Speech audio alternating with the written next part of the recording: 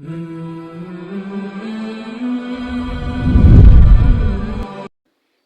اللہ الرحمن الرحیم۔ شروع کرتی ہوں اللہ تعالیٰ کے نام سے جو بڑا مہربان نہایت رحم کرنے والا ہے۔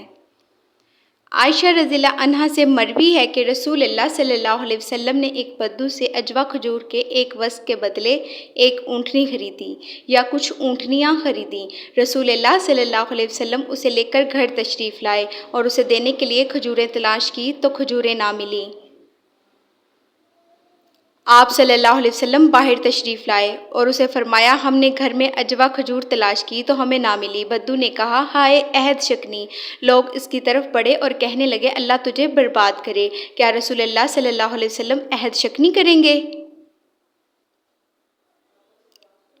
رسول اللہ صلی اللہ علیہ وسلم نے فرمایا اسے چھوڑ دو کیونکہ حق والے کو بات کرنے کا اختیار ہے۔ پھر رسول اللہ صلی اللہ علیہ وسلم واپس پلٹ آئے اور کہا اے اللہ کے بندے، ہم نے تجھ سے کچھ اونٹنیاں خریدی تھیں۔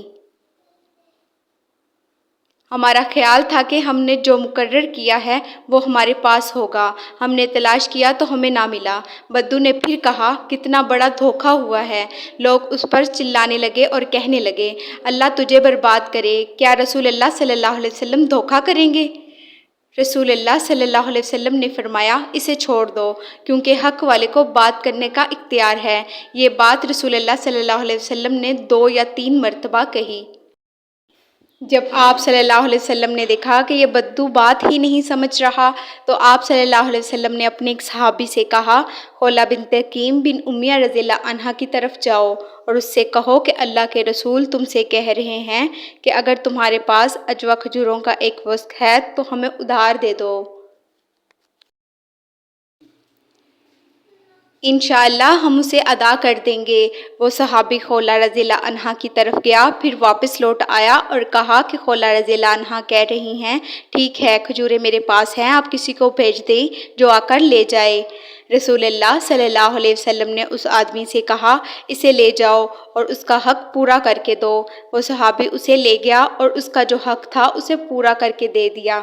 وہ بدو رسول اللہ صلی اللہ علیہ وسلم کے پاس سے گزرا۔ آپ صلی اللہ علیہ وسلم اپنے صحابہ میں بیٹھے ہوئے تھے۔ اس نے کہا جزاک اللہ خیرن، آپ نے عمدہ طریقے سے پورا کر کے دیا۔ رسول اللہ صلی اللہ علیہ وسلم نے فرمایا یہی لوگ قیامت کے دن اللہ کے ہاں بہترین ہوں گے جو عمدہ طریقے سے ماپ تول پورا کر کے دینے والے ہیں۔ انس رضی اللہ عنہا سے مروی ہے کہ نبی کریم صلی اللہ علیہ وسلم نے فرمایا بڑا اجر بڑی مصیبت کے ساتھ ہے، اور اللہ تعالیٰ جب کسی قوم سے محبت کرتا ہے تو انہیں آزمائش میں مبتلا کر دیتا ہے۔ جو راضی ہوا اس کے لیے اللہ کی رضا ہے اور جو ناراض ہوا اس کے لیے اللہ کی ناراضگی ہے۔ عمرو بن ابسہ رضی اللہ عنہا سے مروی ہے کہ میں رسول اللہ صلی اللہ علیہ وسلم کے پاس آیا اور کہا اللہ کے رسول اس دن پر کس شخص نے آپ کی پیروی کی ہے؟ آپ صلی اللہ علیہ وسلم نے فرمایا آزاد اور غلام نے۔ میں نے کہا اسلام کیا ہے؟ آپ صلی اللہ علیہ وسلم نے فرمایا عمدہ بات کرنا اور کھانا کھلانا۔ میں نے پوچھا ایمان کیا ہے؟ آپ صلی اللہ علیہ وسلم نے فرمایا صبر اور درگزر۔ میں نے پوچھا کون سا اسلام افضل ہے؟ آپ صلی اللہ علیہ وسلم نے فرمایا جس کے ہاتھ اور زبان سے دوسرے مسلمان محفوظ رہیں۔ میں نے کہا کون سا ایمان افضل ہے؟ آپ صلی اللہ علیہ وسلم نے فرمایا اچھا اخلاق۔ میں نے کہا کون سی نماز افضل ہے؟ آپ صلی اللہ علیہ وسلم نے فرمایا لمبے قیام والی۔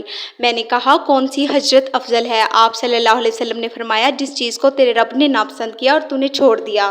میں نے کہا کون سا جہاد افضل ہے؟ آپ صلی اللہ علیہ وسلم نے فرمایا جس کے گھوڑے کی کونچیں کاٹ دی جائیں اور اس کا خون بہا دیا جائے۔ میں نے کہا کون سی گھڑی افضل ہے؟ آپ صلی اللہ علیہ وسلم نے فرمایا رات کا آخری حصہ۔